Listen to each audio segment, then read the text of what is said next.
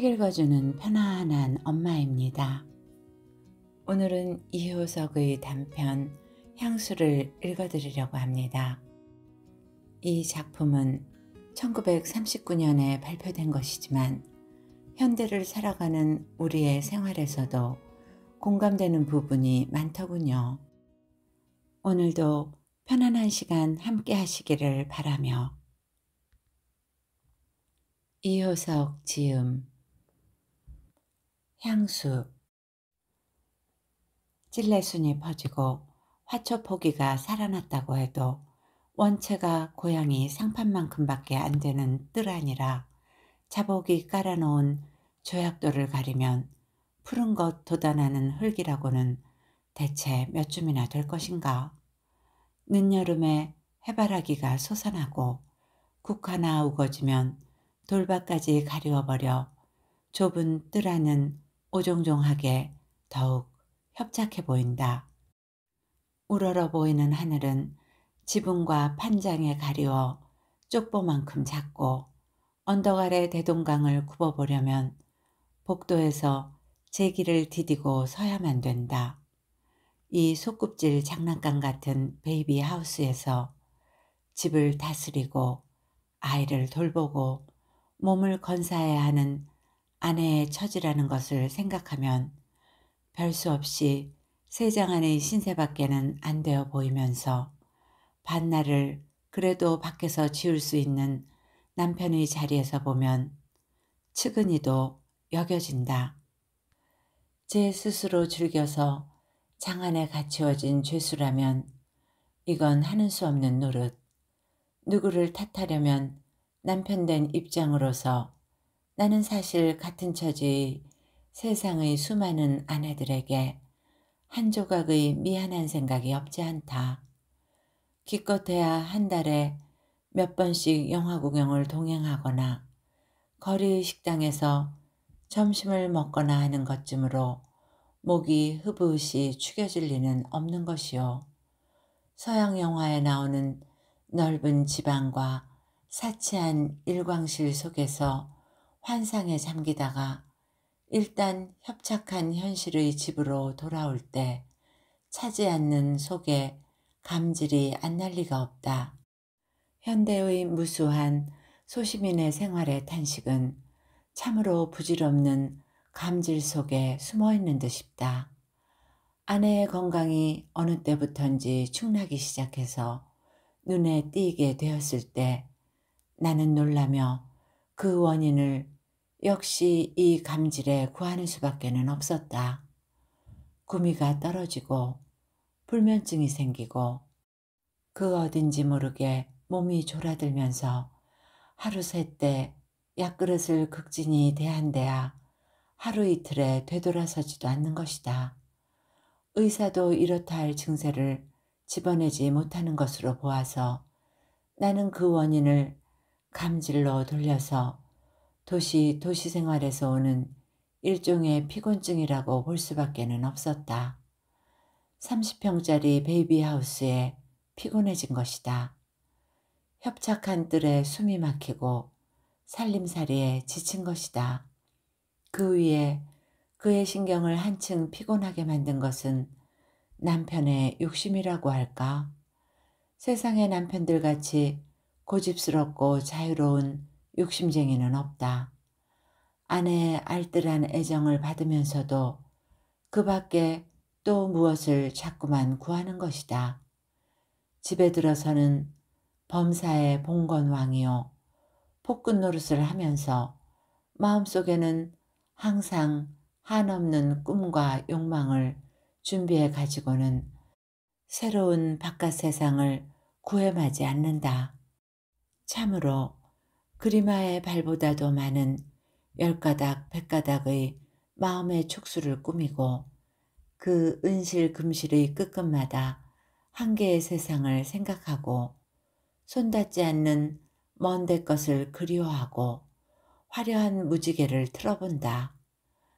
그 자기의 마음 세상 속에 아내는 한 발자국도 못 들어서게 하고 엄격하게 파수보면서 완전히 독립된 왕국을 몰래 다스려간다.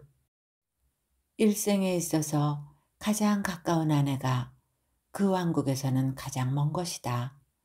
이것이 세상 남편들의 어쩔 수 없는 타고난 천성머리니 나 역시 그런 부류에서 빠진다고는 생각하기 어려우며 세상에서 꼭 한 사람밖에는 없다고 생각해주는 아내의 정성의 백에 하나도 갚지 못하게 됨을 부끄러워하지 않을 수 없다.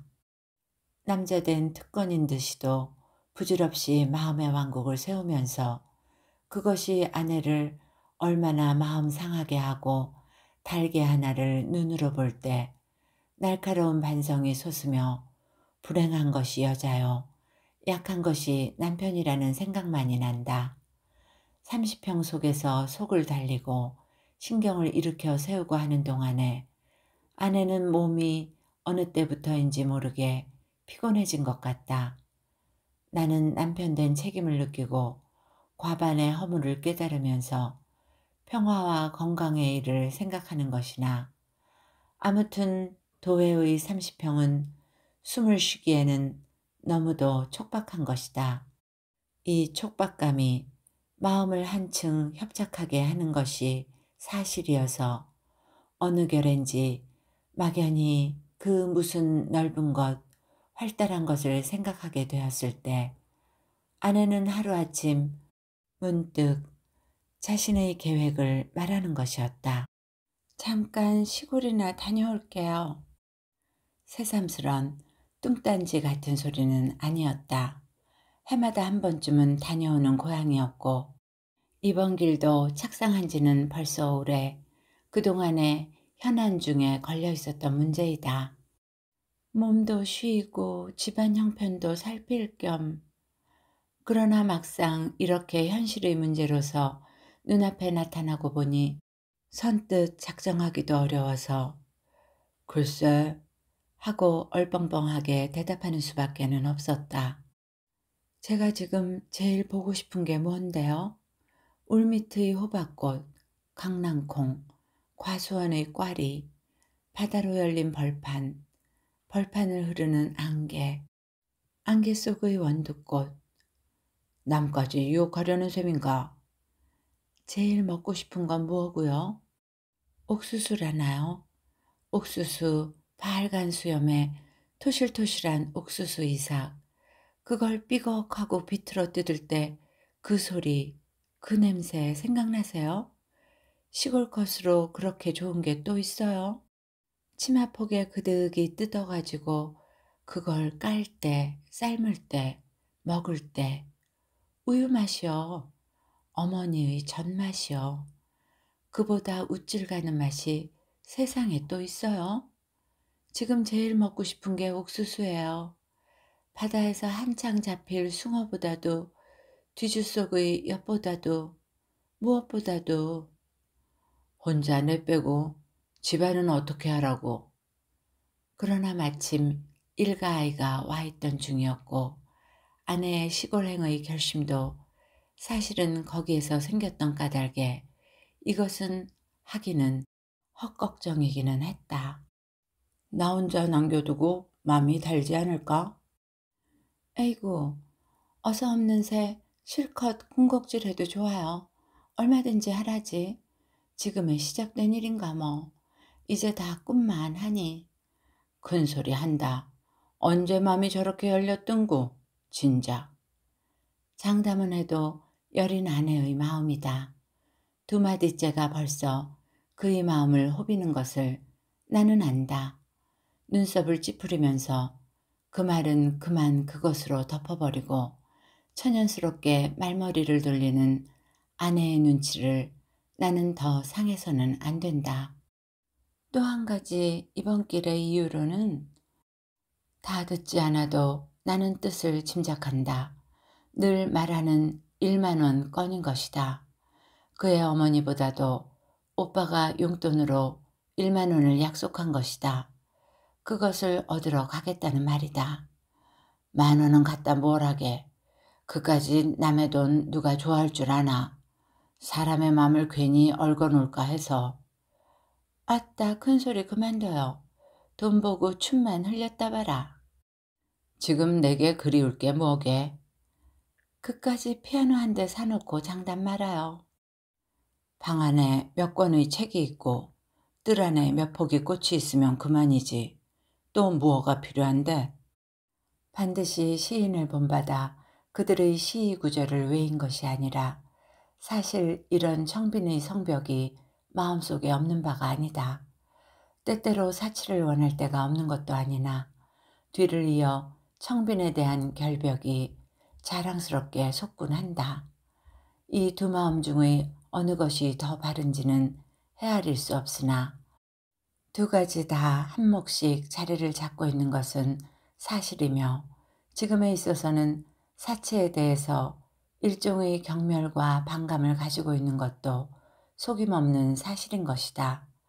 허나 아내의 말이 바른 것이라면 그가 또 내 마음을 곁에서 한층 날카롭고 정직하게 관찰하고 있는지도 모르는 것이기는 하나. 10,000원에 한 장도 어김없이 가져올게. 어서 이리같이 약탈이나 하지 마세요. 내 마음 제발 이리가 되지 맙소서. 합장하는 나의 신용을 흘겨보고는 아내는 그날부터 행장을 꾸리기에 정신이 없다. 행장이라야 지극히 간단한 것이나 잘고 빈틈없는 여자의 마음씨라 간 뒤의 집안 살림살이의 요령과 질서까지를 일가 아이에게 떼어주고 거기에 맞도록 집안을 온통 한바탕 치우고 정돈하기에 여러 날이 걸리는 모양이었다. 눈에 뜰 일이 많지 말끔하게 거두어진 것을 나는 신기하게 바라보았다. 그러나 집안이 정돈된 것보다도 더 신기한 일이 생겼다. 떠나는 그날 저녁거리에서 돌아온 아내의 자태에 일대 변혁이 생겼던 것이니 머리를 자르고 퍼머넨트를 건 것이다. 집안이 정리된 이상의 정리이었다. 멀끔하게 추려서는 고슬고슬 지져놓은 머리는 용모를 일변시켜 총명하고 개운한 자태로 만들어 놓았다. 굳이 펄쩍 뛰며 놀랄 것은 없었던 것이 퍼머넌트에 대한 의론도 오래전부터 있었던 것으로 충충대고 권한 장본인은 결국 내 자신이었던 까닭이다. 여자의 머리로서 퍼머넨트를 나는 오래전부터 모든 비판을 떠나 아름다운 것으로 생각해왔다. 모방이니 흉내니 한다면 이 땅에 그럼 현재 모방이 아니고 흉내가 아닌 무엇이 있단 말인가. 살로메가 요한의 머리를 형용해서 에돔 나라의 포도송이 같다고 한 머리, 그것을 나는 남녀간의 머리의 미의 극치라고 생각해왔던 까닭에 아내의 머리에 그 운치를 베풀자는 것이었다. 내가 놀란 것은 도리어 아내의 그 결단성이었다. 아무리 충충대도 오랫동안 주저하고 머뭇거리던 것을 그날로 단행한 그 결단성인 것이다. 그러나 거기에는 또 아내의 동무들의 실물 교육이 직접 도와 힘이 된 모양도 같다. 집에 놀러오는 그들이 하나하나 그 풍습을 벗어난 사람이 없다. 아내가 그들이 보이는 모범에서 용기를 얻었을 것은 사실. 어떻든 그날 저녁 그 변모로 나타난 아내의 자태에 비록 놀라지는 않았다고 해도 일종의 신기하고 청신한 느낌을 금할 수 없었던 것은 사실이다. 피곤하던 종래의 인상을 다소간이라도 떨쳐버린 셈이요. 그 모든 아내의 행사는 결국 고달픈 피곤증에서 벗어나자는 일종의 회복책이었던 것이다. 도회의 피곤에서 향수를 느끼고 잠깐 전원으로 돌아가기로 결심한 그의 해방의 의욕의 표시였던 것이다. 머리를 시원스럽게 자르고 30평을 떠나 넓은 전원의 천지에서 숨을 쉬자는 것이다. 바다로 열린 벌판에서 안개를 받고 원두꽃을 보고 푸독주스를 먹자는 것이다. 내 자신 도회에 지쳐 밤낮으로 그것을 그리워하고 향수를 느끼고 하던 판에 원래부터 찬성하는 바이다. 아내의 전원행은 어느 결인지 자연스럽게 응락되었다. 같이 떠나지 못하는 것이 한될 뿐 별 수 없이 나는 서리우는 향수를 가슴에 포개 넣은 채 마음속으로 시골을 그리는 수밖에는 없게 되었다. 이튿날로 아내는 짙은 옥색으로 단장하고 퍼머넨트를 날리고 홀가분한 몸으로 길을 떠나는 것이었으나 차창에서는 금시 눈물을 머금고 쉬이 돌아올 것을 거듭 말한다. 차가 구비를 돌 때까지도 작아가는 얼굴을 창으로 내놓고 손수건을 흔드는 것을 보고는 그럴 것을 그럼 왜 떠나는구 하는 동정도 솟았으나 한편 이왕 떠나는 것이니 어서 실컷 시골 맛이나 맡고 몸이나 튼튼해져서 오라고 축수하는 나였다. 호박꽃, 강낭콩 실컷 보고 옥수수, 숭어 실컷 먹고 좀 거무잡잡한 얼굴로 돌아오기를 원하는 것이었다. 아내가 간 후 집안이 텅 비인 것 같고 30평이 좁기는커녕 넓게만 여겨지면서 휑휑한 느낌을 금할 수 없었으나 그녀가 돌아오기를 기다리는 것도 또한 기쁨이 되었다. 1만 원이니 무언이 도시 아내의 꿈이란 것이 좁은 30평의 세계 속에 묻혀있게 된 까닭에 포태된 것인데 그의 꿈의 실마리도 이 집과 함께 시작된 것이다. 넓은 집을 바라는 곳에서 1만 원의 발설을 알뜰히 명심하게 되었고 그것이 은연중에 여행의 계획도 된 모양이었다. 행인지 불행인지 아내의 동무들이라는 것이 어찌어찌 모이다 나니 거기에 수십만 대급에 가는 유한 부인들로서 퍼머넨트의 실물 교육을 하듯이 이들이 어린 아내에게 사치의 맛과 속세의 철학을 흠뻑 암시해준 모양도 같다.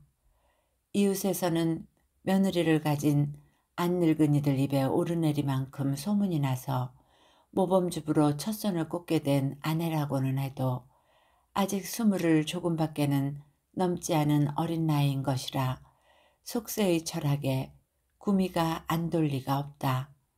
무력에 대한 완전한 초월 해탈이라는 것은 산속에 숨어있는 도승에게나 지당할는지 속세에 살면서 그것을 무시하기는 어려운 노릇이어서 적어도 사치 아닌 것보다는 사치에 마음이 기우는 것은 여자의 본성일 듯도 싶다.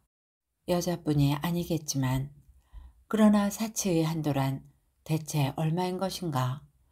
1000에서 만족할 수 있으면 100에서도 만족할 수 있으려니와 1000에서 만족하지 못할 때 10,000에선들 만족할 수 있을까? 필요한 것은 10,000이나 10만의 한계가 아니오 1000에서라도 만족할 수 있는 심정이 아닐까?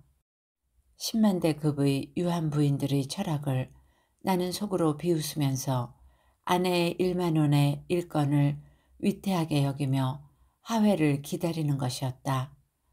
아내의 친가는 결혼 당시만 해도 몇십만 대의 혼홍으로 시골서는 뽐내는 편이었으나 그 시기에 농가의 몰락이란 헐어지는 돌담을 보는 것 같이 빠르고 가엾은 것이었다. 재산이라는 것이 대개는 농토나 살림인 것을 무엇을 하노라고인지 은행가 회사에 모조리 넣은 것이 좀채 빠지지는 않아서 우물쭈물하는 동안에 한 몫이 패어나가기만 했다.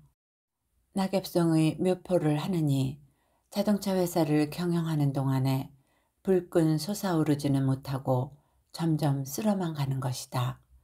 일찍 아버지를 여의고 어머니와 두 남매, 아내와 오빠, 즉 이 오빠의 손에서 가사는 기우는 형세를 당했다. 눈에 보이지 않는 속에서 문덕문덕 나가기 시작한 것이 불과 몇 해가 안 지난 것 같은데 집안은 후출하게 줄어들고 말았다. 도무지 때와 곳의 이익을 얻지 못한 것이 보기에 딱할 지경이나 생각하면 등 뒤에 그 무슨 조화의 실이 이리 댕기고 저리 끌면서 농간을 부리는 것만 같아 어쩌는 수 없다는 느낌도 난다. 부근의 제지회사가 되면서부터 벌목이 성하게 된 까닭에 한 고장의 산이 유망하다고 그것을 잔뜩 바라고 있는 것이나 그것이 10만 원에 팔릴 희망도 지금 같아서는 먼 듯하다. 아내는 오빠에게 이 산에서의 5만 원의 약속을 받은 것이나 어쩌랴. 아내의 꿈은 오빠의 운명과 발을 맞추지 않으면 안 되게 되었다. 지금 당장의 1만 원이라는 것도 필연코 읍부근의 토지의 매매에서 솟을 것인 듯하나 이 역시 운이 대단히 이루어야 차례질 목일 듯 골패 쪽의 장난가치도 허황한 것이다. 1만 원이나 5만 원의 꿈은 어서 천천히 꾸기로 하고 시급한 건강이나 회복해 가지고 오라고 마음속으로 축원하고 있을 때 대망을 품고 고향으로 내려간 아내에게서는 며칠 만에 간단한 편지가 왔다. 대망을 품은 폭으로는 흥분도 감격도 없는 담담한 서면이었다. 어머니의 흰 머리칼이 더 늘었다는 것과 둘째 조카딸이 어여쁘게 자란다는 것을 적어보낸 것이다. 호박꽃 이야기도 과수원 이야기도 옥수수 이야기도 한마디 없는 것이요. 도리어 놀란 것은 진찰한 결과 신경쇠약의 증세로 판명되었다는 것이다. 도회의 병원에서는 증세를 바로잡지 못하는 것이 왜 하필 시골 병원에서 판명된단 말인가. 신경쇠약의 선언을 받으려고 일부러 시골을 찾은 셈이던가. 만약 말과 같이 신경쇠약이라면 그 원인을 만든 내 허물이 한두 가지가 아닐 듯해서 애처로운 생각조차 났으나 어떻든 병이 병인 만큼 일부러 전지요양도 하는 판에 시골을 찾은 것만은 잘 되었다고 안심도 되었다. 살림 걱정도 잊어버리고 활달한 자연과 벗하고 지내는 동안에 차차 회복될 것으로 생각한 까닭이다. 될 수 있는 대로 지니고 간 약이나 먹으면서 오랫동안 마음 편히 지내기를 나는 회답하면서 마음속으로는 과수원도 거닐고 풋콩도 까고 조카 아이들과 놀고 거리의 부인들과도 휩쓸리면서 모든 것 잊어버리고 유유히 지내고 있을 그녀의 자태를 상상해 보는 것이었다. 뒤를 이어 사흘도리로 편지가 오는 것이 어느 한 고패를 번기는 법이 없이 한가한 전원의 풍경을 그려 보내느냐 하면 그렇지도 않고 멀리 이곳 집안의 걱정과 살림살이의 주의를 편지마다 세밀히 적어보낸다. 생선을 소포로 보내온다. 편지 봉투 속에 돈을 넣어보낸다 하면서 면밀한 주의는 가려운데 손이 닿을 지경이다. 그리고는 이곳에 대한 끊임없는 걱정과 조바심인 것이다. 향수를 못 잊어 고향을 찾는 그녀의 마음이니 응당 누그러지고 풀리고 놓여야 할 것임을 그같이 걱정이 자심하고야 누그러지기는커녕 도리어 안타깝게 죄어드는 판이니 그러다가는 병을 고치기는 새로 도리어 덧치기가 첩경일 듯 싶었다. 혹을 때려갔다 혹을 붙여올 것도 같다. 하기는 걱정이라면 내게도 걱정이 없는 것이 아니었고 무엇보다도 그녀를 보내고 나니 일상의 불편이 이루 한두 가지가 아님을 당면하게 되었다. 아침 저녁으로 대하는 음식상으로부터 주머니 속에 드는 손수건 하나에 이르기까지가 손이 달라지니 불편하고 막 같지 않은 것이다. 아내란 상위의 찌개 그릇이요 책상 위의 옥편이라고 할까. 무시로 눈에 띄일 때는 심드렁해서 대수롭게 여기지도 않으나 일단 그것이 그 자리에 비인 때에는 가지가지의 불편이 뼈에 사무치게 알려지면서 그 값을 비로소 깨닫게 된다. 아내 없는 불편을 더구나 집안을 거느리고 있을 때의 그 불편을 절실히 느껴가면서 웬만큼 정향하고 그만 돌아왔으면 하고 내 편에서도 느끼게 되었다. 대체 세상에서 마지막으로 편안하고 마음 놓을 곳이 어디인지 아무도 모르는 것일까? 그립고 안심을 얻을 마지막 안식처가 어디요? 고향이 어디임을 말해주느니 없을 듯 싶다. 내가 아내 없는 불편으로 해서 그렇게 안달을 하고 갈망을 하지 않아도 아내 편에서 도리어 조바심을 하고 제 스스로 또다시 돌아온 것이다. 벼랑간 전보를 치고는 그날로 떠난 것이었다. 불과 한 달도 못 되어서 협착하다고 버리고 간 도해를 다시 찾아왔다. 그리 원하던 옥수수 시절도 채 못 맞이하고 우유 맛이요 어머니의 전맛 같다던 그 즐기는 옥수수 한 이상 먹어보지 못한 채 도회에서는 좀 있으면 피서들을 떠난다고 법석들을 할 무더운 무렵에 무더운 도회로 다시 돌아온 것이다. 향수에 복받쳐 고향을 찾은 그녀에게 그리운 것이 또 무엇이 있던가. 향수란 결국 마지막 만족이 없는 영원한 마음의 장난인 것인가. 말할 것도 없이 아내는 고향에서 두 번째 향수, 도해에 대한 향수를 느낀 것이다. 도해가 이번에는 고향같이만 보였을 것이 사실이다. 시골로 떠날 때와 똑같은 설레고 분주한 심정으로 집을 떠나 30평을 찾아든 것이다. 안타깝고 감질이 나던 30평이 조촐하고 알맞은 안식처로 보였을 것이다. 모든 것이 뜰의 꽃 한 포기까지가 새롭고 귀하고 신기한 것으로 보였을 것이다. 집안의 구석구석이 시골보다도 나은 것으로 보였을 것이다. 물론 한 해를 살아가는 동안에 피곤해지면 또 시골이 그리워질 것이요. 시골로 갔다가는 다시 또 이곳을 찾을 것이요. 향수는 차례차례로 나루를 찾은 나룻배같이 평생 동안 그칠 바를 모르는 것이다. 차에서 내리는 아내의 신색은 떠날 때보다 조금 나아진 것도 같고 되려 못해진 것도 같다.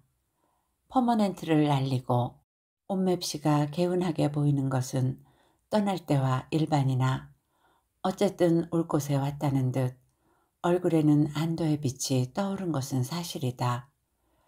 그렇게 푸지게 있을 걸 왜 그리 설레긴 했던구. 어때요? 이만하면 얼굴 좀 그스렸죠? 군것질 너무 할까봐 걱정돼서 뛰어왔죠. 그래, 옥수수 먹을 동안도 못 참았어. 수염이 발개지는 걸 보고 왔어요. 있거든 철도편으로 두어푸대 뜯어보내라고 일러는 두었지만 이 가방 속에는 이게 모두 지전으로 10,000원이 들어찼으렸다. 찰 뻔했어요. 아내는 조금 겸연쩍은 듯이 빙그레 웃으면서 제게 걷는다. 1만원의 꿈 깨트려지도다. 아멘. 노상에서 자세한 이야기를 드릴 수는 없으나 거리에는 군대가 들어와 양식고가 선다고 땅 시세가 급작히 올라 발끈 뒤집혔는데 철도를 가운데 두고 바른편 터가 군용지로 작정되고 왼편 땅이 미끄러질 줄을 누가 알았겠어요. 바로 작정되는 날까지도 어느 쪽으로 떨어질 줄을 몰라 스물들거리다가 그 지경이 되고 보니 한편에서는 좋아라고 뛰는 사람, 한편에서는 낙심해서 우는 사람. 오빠는 사흘이나 조석을 굶고 헤매이는 꼴 차마 볼 수 있어야죠. 아멘. 운이 바뀔 때는 할 수 없는 노릇 같아요. 다음 기회를 노릴 수밖에 어쩌는 수 있나요? 안 되기를 잘했지. 옳게 떨어졌다간 그 10,000원 때문에 또 무슨 걱정이 생겼게. 거저 없는 것이 제일 편하다나. 사실 당치 않은 꿈 깨어진 것이 도리어 마음 편하고 다행한 노릇이라고 생각한 것은 물질이 가져오는 자자무례한 근심을 잘하는 까닭이었다. 현재 굳이 10,000원이 없어도 좋은 것이다. 아내가 돌아온 것만으로도 불편하던 집이 피일 것 같아서 반가웠다. 고기를 놓친 것이 아까울 것도 애틋할 것도 없이 빈손으로 간 아내가 빈손으로 온 것이 얼마나 시원한 노릇인지 모른다. 두고 보세요. 다음 기회는 영락없을 테니 사람의 운이 한 번은 이로울 날 있겠죠. 꿈이란 자꾸 멀리 다가갈수록 좋은 것이라나. 그렇게 수월하게 잡혀선 값이 없거든. 집에 이르렀을 때 아내는 좁은 뜰 안에 한 걸음 들어서자 만면 희색을 띠고 우거진 꽃숲을 바라보는 것이었다. 어느새 이렇게 만발이야. 카카리아, 셀비어, 프록스, 에스터, 달리아, 국화, 해바라기, 온통 한창이니. 무지개를 보는 아이와도 같다. 조금 오독갑스럽게 수다스럽게 기쁨이란 그렇게 표현하는 것이 가장 정당한 듯도 싶다. 카카리아의 꽃망울 하나를 뜯어가지고는 손가락으로 문질러 물을 들이고 향기를 맡고 하는 것이다. 호박꽃보다 못하지 않지? 호박꽃도 늘 보니까 실증이 났어요. 흡사 새집 새세상에 처음으로 온 것만 같아요. 복도로 뛰어올라서는 공연히 방 안을 서성거리며 부엌을 기웃거리며 마룻방을 쿵쿵거리며 현관문을 열어보며 제기를 디디고 언덕 아래 강을 굽어보며 흡사 새집으로 처음 들어온 신부의 날뛰는 양이다. 집을 한 바퀴 휑하니 살펴보고야 비로소 안심한 듯이 방에와 앉으면서 놓이는 마음에 잠시는 어쩔 줄 모르고 멍하니 뜰을 내다본다.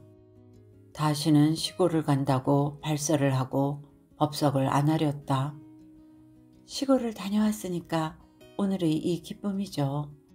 마음이 이렇게 편하고 기쁠 때는 없어요. 그 즉시로 신경쇠약증이 떨어져 버린 듯이도 건강한 신세계 기쁨을 담고는 새로운 감동의 발견에 마음이 흐부시 차 있는 모양이었다. 아내가 그날 찾아온 데는 30평의 집이 아니라 3만 평의 집이었던지도 모른다. 그날의 그보다 더 기쁠 사람이 또 있었을까? 이야기는 여기까지입니다.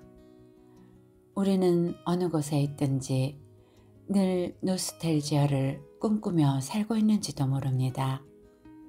좋은 시간이 되셨기를 바라며 오늘도 행복하세요.